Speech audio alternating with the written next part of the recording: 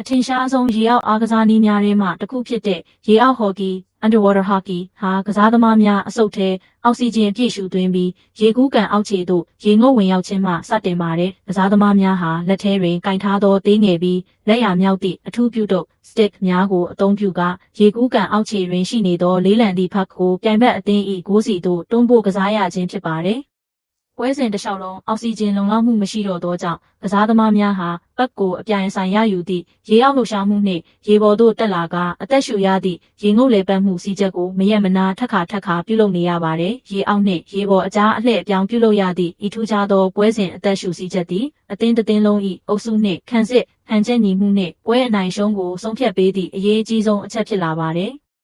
ရေအောက်ဟော်ကီသည်ရိုးရိုးကာယအားပြိုင်မှုကိုကျော်လွန်ကာအသက်ရှူခွဲဝေမှုနှင့်အချိန်ကိုက်မှုဟူသောထူးခြားသည့်စီးမြင်များအတွင်ဖြန့်ကျက်ကစားရသည့်စနစ်ကျသောရေအောက်စစ်တူရင်ကစားနည်းတစ်ခုပင်ဖြစ်ပါတယ်။